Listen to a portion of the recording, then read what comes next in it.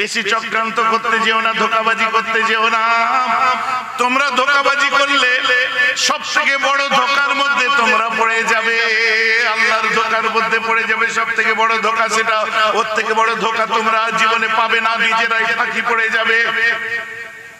এটা আমি বলতে পারলাম না, আসল ওয়ার্ড মিনিংটা করতে পারলাম না। আসল ওয়ার্ড মিনিংটা কি জানেন? আসল ওয়ার্ড মিনিং হচ্ছে আল্লাহু খায়রুম মাকিরিন।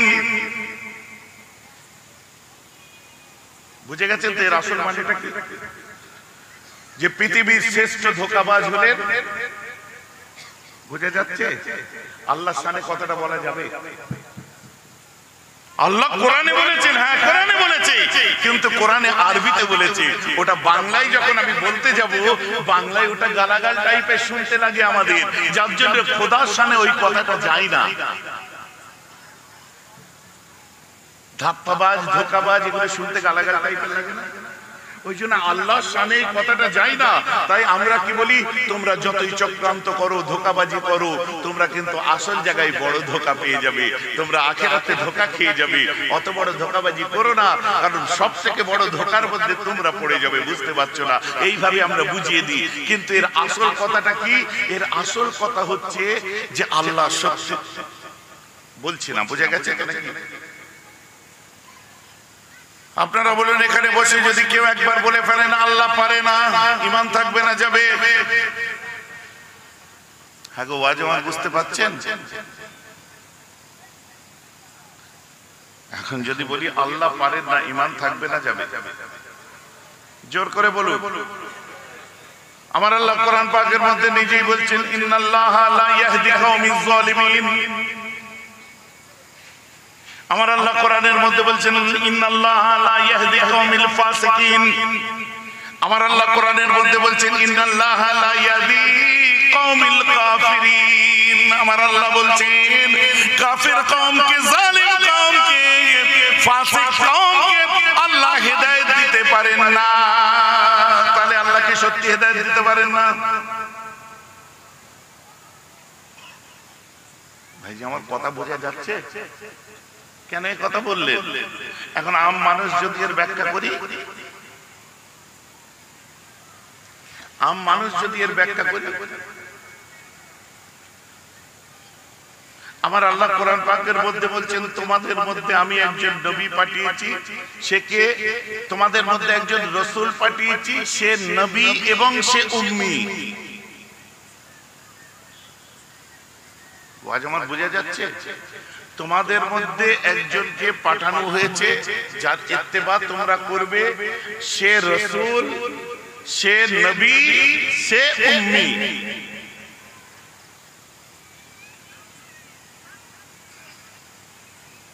নবী কথার অর্থ হচ্ছে খবর দেনে ওয়ালা, খবর নিয়ে আসে। আর উম্মি কথার অর্থ হচ্ছে যার উস্তাদ হলেন আল্লাহ।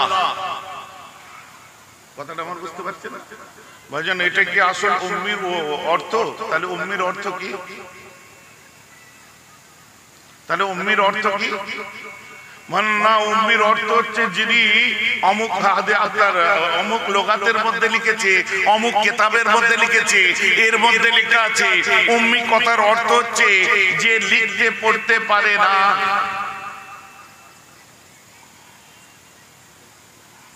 কথা বুঝতে পারছেন?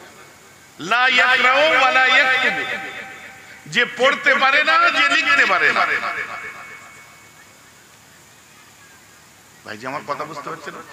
এই উম্মির মাদ্দা অনুযায়ী মানেটা কি সত্যি এরকম না? লোগাতের মধ্যে লিখেছে, কিন্তু লোগাতের মধ্যে এটাও আছে, আর মুফাসসিরিনরা এটাও বলেছে, উম্মি মানে হচ্ছে জড়, যেখান থেকে সবকিছুর স্টার্ট হয়, যেখান থেকে সবকিছু ফুটে। উম্মি কথার অর্থ হলো বুড়া। যেমন সূরা ফাতিহাকে বলা হয়েছে উম্মুল কোরআন, গোটা কোরআনের জড় হচ্ছে সূরা ফাতিহা। বলেন না সুবহানাল্লাহ। যেমন কাবাকে বলা হয়েছে, মক্কাকে বলা হয়েছে উম্মুল কোরআন, সমস্ত কিছুর গড়, সমস্ত কিছুর জড়, যেখান থেকে সব পৃথিবীর মধ্যস্থল, যেখান থেকে সব কিছু তৈরি হয়েছে, সেটাকে বলা হয় উম্মুল কোরআন। আর আমার রাসূল উম্মি কথার অর্থ হচ্ছে ওখান থেকে সবকিছু ফুটেছে, ওখান থেকে সবকিছু আপনার প্রকাশ পেয়েছে, ওখান থেকে দ্বীন ইসলামের বলবালা হয়েছে, ওখান থেকে সারা পৃথিবীতে ইসলাম ছড়িয়েছে, ওখান থেকে। কারণ আগেকার নবীদের জমানায় সব ঝগড়া ঝাঁটি মুনাফিকি অনেক কিছু ছিল। না অমুক জায়গায় অমুক লিখছে উম্মি কথার অর্থ যে পড়তে লিখতে পারে না। এখন আপনি যদি বাংলায় এর অর্থটা করেন, আল্লাহ আরবিতে বলে দিয়েছেন নবী ইল উম্মি আর রাসূল নবী ইল উম্মি। রাসূল ছিলেন, নবী ছিলেন, উম্মি ছিলেন। এখন উম্মি পড়তে পারে না। এখন উর্দুতে যদি আমি বলি পড়তে পারে না, উর্দু লোগাত খুলুন, উর্দু অভিধান খুলে দেখান, পড়তে পারে না কথার অর্থ কি? উর্দুতে কি পাচ্ছেন? সেখানে লেখা আছে আনপড়। কথাটা বোঝা গেছে? পেছনের ভাইরা বুঝতে পারছেন? এখন যদি উর্দুতে মানে করতে যে সেই মানেটা যদি আমার রাসূলের শানে খেলাফ হয়, আমার রাসূলের সঙ্গে বিয়াদবি হয়, ওই কথাটা আমার রাসূলের সঙ্গে কি যাবে? আপনারা তো রাসূলকে ভালোবাসেন, যদি আপনি রাসূলকে আনপড় বলেন, এই কথাটা রাসূলের সম্মানে, নবীজিকে কি সম্মান করা হচ্ছে?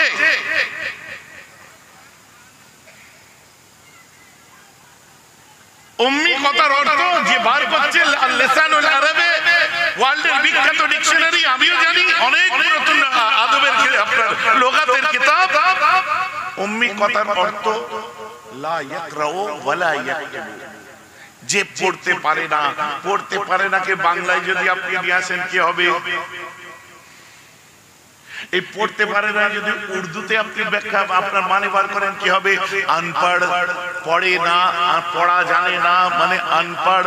আমার রাসূলের ক্ষেত্রে এই ভাষাটা পাকিস্তান থেকে যখন উচ্চারণ করেছিল, সারা পাকিস্তানে আন্দোলন চলেছে। আমার রাসূল পড়তে লিখতে পারে না, যখন আপনার আরব দুনিয়ায় যখন এই কথা কেউ বলেছে, আন্দোলন চলেছে, বিশাল আওয়াজ উঠেছে।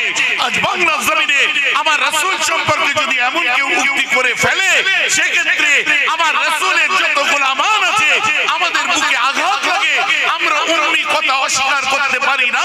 আল্লাহ কোরআনে আছে 500 বার বলি, কিন্তু উম্মির ব্যাখ্যা বাংলায় উর্দুতে যে কথাগুলো রাসূলের শানে যায় না, এই কথাগুলো বললে শরীরে রক্ত থাকা অবস্থায় আমরা কোনদিন মেনে নিতে পারিনি, পারছি না, কিয়ামত পর্যন্ত মেনে নিতে পারবো না। জোরে বলুন সুবহানাল্লাহ।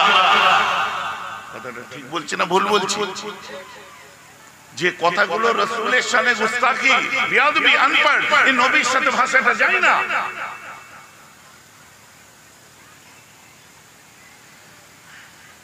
নিরক্ষর ছিলেন, এই নিরক্ষর কথাটা নবীর সাথে যায় না।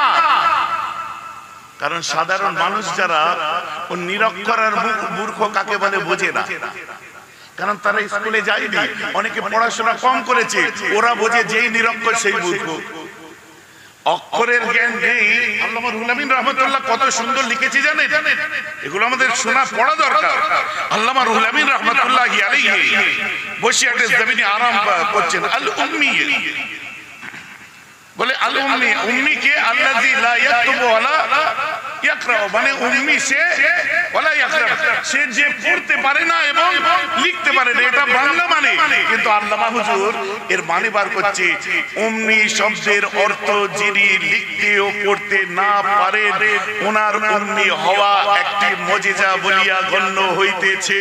জোরে বলা যাবে না? আরে জোরে বলা যাবে না? আরে শিখলে তো আল্লামা রুহুল আমিনের মতো করে তার কাছ থেকে শিখুন, শিখলে তো মুফতি আজমের কাছে শিখুন, শিখলে মুজাদ্দিদে জামানের সিলসিলার যত আলিম উলামা, আমার 5 হুজুর, আমাদের মুরব্বিরা, ওলি আউলিয়ারা, এদের কাছে শিখুন। বাপের বেটার মুখ দিয়ে বার হচ্ছে না যে এই ভাষাটা আরবিটা বাংলায় তিনি বলতে পারছেন না, বরং তিনি কি লিখছেন? উম্মি শব্দের অর্থ যিনি লিখতে পড়তে না পারেন, তাহার উম্মি হওয়া একটি মুজিজা বলিয়া গণ্য হইয়াছে। কত সুন্দর একটা ভাষা দিয়ে কথাটাকে ফুটিয়ে তুলেছে বলেন তো। কথা বুঝতে পারছেন? কোথায় পেলাম এটা?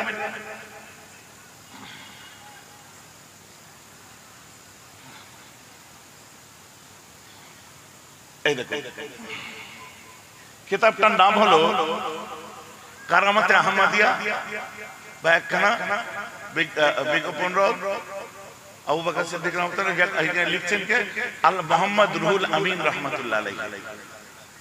ভাইজান বসিয়াট হুজুর লিখছেন, বসিয়াট হুজুর কি এরকম মানে করেছেন? পারবেন না করতে, কারণ তারা তাসাউফের মার্কাজ ছিলেন। ডক্টর মোহাম্মদ শহীদুল্লাহ তাসাউফের মার্কাজ ছিলেন। পাঁচ হুজুর কিবলা তাসাউফের মার্কাজ ছিলেন। ওদের কাছে আদবটাই মূল জিনিস। ওই একই কথা আমি বলছি, সত্যি তাই। আমার রাসূলের সাথে এমন কোন আরবি ভাষার বাংলা মানে করো না যে মানেটা আমার রাসূলের শানের খেলাফ হয়ে যায়। কাজী আয়াজ রাহমাতুল্লাহ আলাইহি শিফা লিখেছেন, আর শিফাগুলো তার মধ্যে উনি পরিষ্কার লিখছেন আল্লাহর রাসূল বিসমিল্লাহ আপনার সিন কি রকম হবে লম্বা করে দেখে আমার কাছে শিফার আপনার ফটো করে রেখে দিয়েছি। লিখতেই যদি না জানতে কি করে করলেন, দেখিয়ে দিলেন কি করে? সুলহ হুদাইবিয়ার সময় বুখারী শরীফ খুলুন, সহিহ সনদের হাদিস। সুলহ হুদাইবিয়ার সময় আল্লাহ যখন সুলহ হচ্ছিল, আল্লাহ রাসূলের নাম লেখা হয়েছিল মুহাম্মদুর রাসূলুল্লাহ।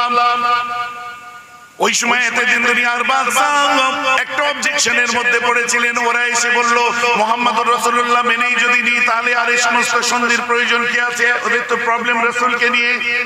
আমার রাসূল বললেন, আলী কোথায় লেখা আছে গো মুহাম্মদুর রাসূলুল্লাহ? ওই জায়গাটা তো আমায় ওই জায়গাটা কেটে দাও তো। হযরত আলী বলছেন যে হুজুর আমার জান চলে গেল আপনার নামের পরে রাসূলুল্লাহ কেটে দেওয়া মানে মুসলমানের ঈমানের অস্তিত্ব নষ্ট করে দেওয়া। আমি পারবো না তো হুজুর। হ্যাঁ তোমাদের বিরক্ত লাগছে? হ্যাঁ হাসলে হবে না, কথা বুঝতে হবে। কারণ আমাদের সমস্ত ইবাদতের মূল হচ্ছে নবী প্রেম, নবী তাজিম, নবী শ্রদ্ধা, রাসূলকে মানা। যাদের মধ্যে নবী প্রেম নেই, নবীর ভালোবাসা নেই, কথা বুঝতে পারছেন না? ও সোনা ঘষতে ঘষতে মলি সাহেব হয়ে যে ফোড়ন কাটছে আমাদের এই সব আলোচনায়। কোথায় এই হুজুরের দলে ও হুজুরের দলে ঘুরতে ঘুরতে কোনো জায়গায় পাত্তা পায় না। ফুরপুরায় যে লুকিয়ে লাকিয়ে সেটিং এর হুজুরের দরবারে বসে একটুখানি গপ্প টপ্প করে নিয়েছে। গায়ের ঝাল কখন চড় খেতে গেছে, কখন লাথি খেতে গেছে ঠিক নেই। এখন গায়ের ঝাল মিটাবার জন্য এসে ফেসবুকে এসে কমেন্ট করছে। এরকমও জিনিস দেখেছি।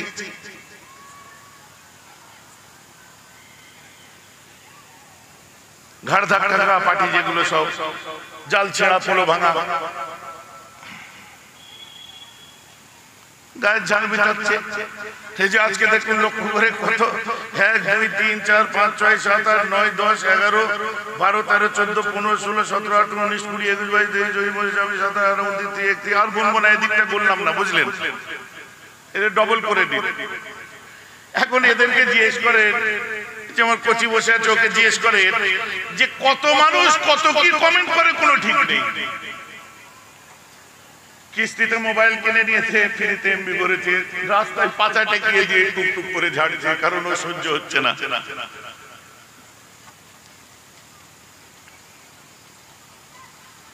লাস্টে কোন জায়গায় পেরে উঠছে না, ব্যক্তিগত জায়গায় হুজুরের এই হুজুরের অমুক হুজুরের তমুক হুজুরের সেই, আরে রোগা রোগা আপনার নজর দিয়ে দিয়ে আমার ভুঁড়িটা কোথায় গেছে দেখেন। এই যে দেখছেন এত নজর দিয়েছে, রোগা হয়ে গেছে।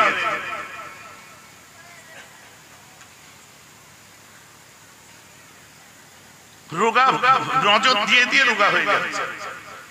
আর এদের কি ফুরফুরা শরীফ জিন্দাবাদ। আর ফুরফুরার যারা বিরোধিতা করে, আমাদের ফুরফুরা সিলসিলাকে যারা চোখে দেখতে পায় না, তখন সেই মানুষটা সে ওয়াহাবি আহলে হাদিস বা নামদারি যে কোনো একটা ভেকদারি হোক, সে যখন কোনো পার্টিকুলার হুজুরের বিরুদ্ধে কথা বলছে, দেখছে এই হুজুরের সঙ্গে তো আমার হয় না, ফুট করে তার সঙ্গে যে মিলে যে গলা মিলিয়ে দিচ্ছে, অথচ ফুরফুরা শরীফ জিন্দাবাদ করছে। আমি দেখি তো মাঝে এতে দেখি, বুঝতে পারছেন? এতে দেখি মানে আমি কায়দা করে মোবাইলটা দেখাচ্ছি, বুঝতে পারছেন? এটা হচ্ছে 23 আলট্রা,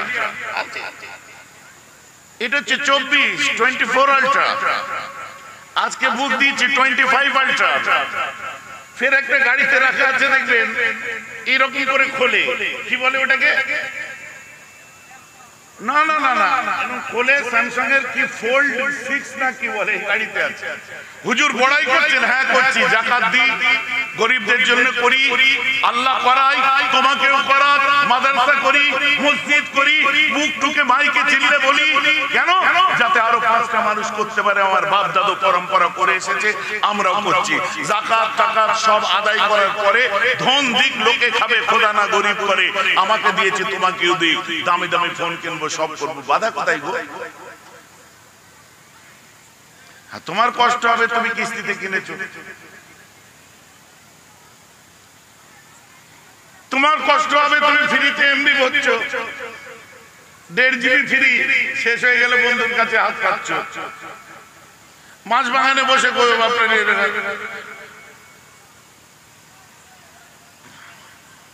ছাদ দিয়ে কাক বলছে, হাতে মোবাইল, কমেন্ট করছে, আগে টালিটা সারিয়ে যা পাগল। গাত্রদাহ আমাকে কয়েকটা জিনিস এনে দেখায়, আমি দেখেছি। আমার ভাইরা মাঝে মধ্যে দেখায়, ভাইজান কি লিখেছে দেখবেন। আমি পাগল, এই লেভেলে নিজেকে নামাতে পারবে কোনোদিন? যারা গালাগাল করবে তাদের তো লেভেলটা গালাগালি করা, তাদের স্ট্যান্ডার্ডটা তো ওই লো স্ট্যান্ডার্ড। যারা কারো দেখলে সহ্য করতে পারবে না, তাদের লেভেলটা ওইটা। তুমি কোন লেভেলে আর ও কোন লেভেলে, তুমি ওখানে নেমে যেতে পারবে? আমার কথা বুঝতে পারছেন? অতএব যার যত জ্বলবে সে তত গালাগাল করবে।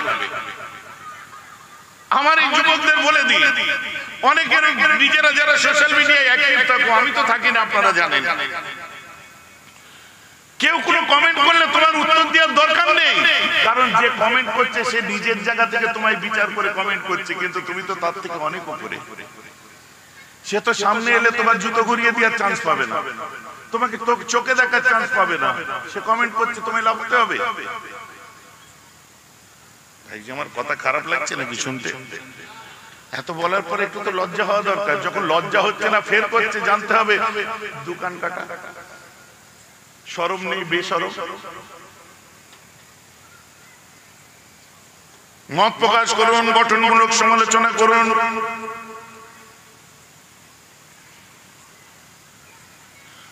পিঠে একটা কি ঢুকেছে, একটু দেখো তো বাবু।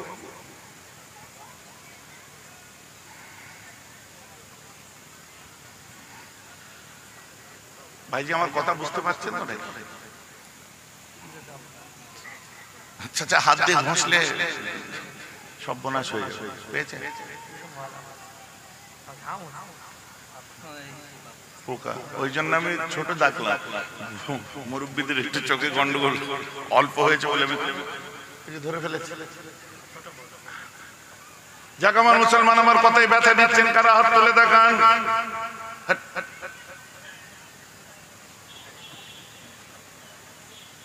ফ্লোতে ফ্লোতে বার হয়ে যাবে। আচ্ছা আমার কথা কাদের পছন্দ হচ্ছে হাত তুলে দেখান। মাশাআল্লাহ, মাশাআল্লাহ। একজনের নাও হতে পারে, নো প্রবলেম। তবে সবাই স্বতঃস্ফূর্তভাবে যখন বললেন, আলহামদুলিল্লাহ, আল্লাহ আপনাদের কবুল করুন। কারণ আমি যে কথা বলি নিজের স্বার্থে বলি না, যেটা বলি আল্লাহ এবং তার রাসূলের খাতিরে বলে থাকি।